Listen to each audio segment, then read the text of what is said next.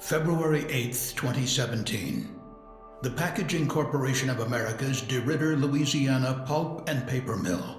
An explosion occurred during hot work activities, killing 3 contract workers and injuring 7 others. The DeRidder mill produces container board that is used in products such as boxes and cardboard displays. The container board is made from pulp produced at the facility. During the process of creating pulp, vapors are generated. These vapors, which contain water, turpentine, and various sulfur compounds, are collected and separated. To separate the vapors, they first enter a turpentine stripping column. There, most of the turpentine is removed and sent to a condenser. The remaining vapors in the stripper condense to a liquid containing mostly water, but also residual amounts of sulfur compounds and turpentine. This liquid is known as foul condensate. The foul condensate is sent from the stripping column to an approximately 100,000-gallon capacity atmospheric storage tank used to store the liquid at or close to ambient pressure.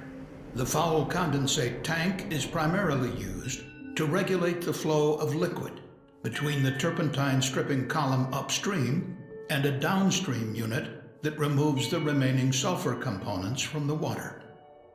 During the February 8th incident, the mill was undergoing its annual shutdown. The shutdown required mill employees and contract workers to perform maintenance, inspection, and upgrade tasks throughout the facility. One of these tasks was the repair of water piping, located above and connected to the foul condensate tank that had shifted and cracked months earlier. The repair required welding on the piping, commonly referred to as hot work. In preparation for the hot work, valves were closed leading into and out of the foul condensate tank, while 10 feet of liquid remained inside. The liquid was left within the tank partially because there were no plans to work directly on the tank during the outage. The company also assumed that the tank contained mostly water, was sealed off from the atmosphere, and did not pose a safety risk. These assumptions were, however, incorrect. Residual turpentine, normally present in foul condensate, collected on the top of the liquid in the tank due to its density. The foul condensate tank was designed so that by changing the height of the liquid level inside the tank, the residual turpentine would be skimmed off and sent to a turpentine recovery system.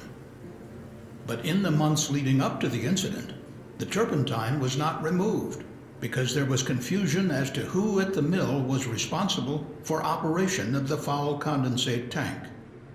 Due to this confusion, a valve designed to direct skimmed turpentine to the mill's turpentine recovery system remained closed for months.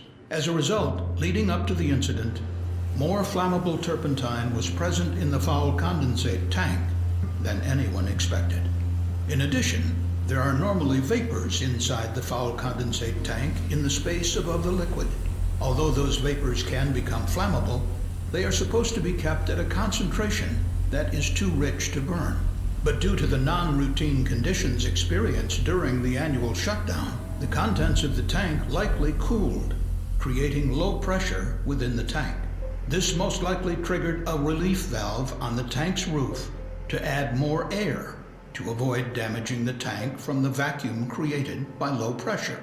The vacuum relief valve was likely one of the few potential sources that allowed enough air into the tank to create an explosive atmosphere.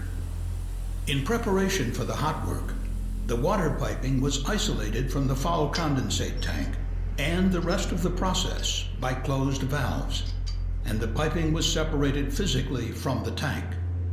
Around 8 a.m. on February 8th, a mill employee used a gas detector to check for a flammable atmosphere in and around the water piping, and found none. As a result, the company issued a hot work permit for the welding work. But even though a flammable atmosphere was not present outside the tank, there was a flammable atmosphere inside the tank. Without knowing that the tank posed a serious hazard, 3 contract workers began welding on the water piping located above it. The CSB was unable to determine an exact ignition source, but it is likely that sparks or molten slag produced from the hot work landed on or near the foul condensate tank, heating up the tank wall or otherwise igniting the contents inside. Or it is possible that the hot work was complete, but as the tools were lowered, a welding torch fell and created an electric arc on the tank or its vent piping.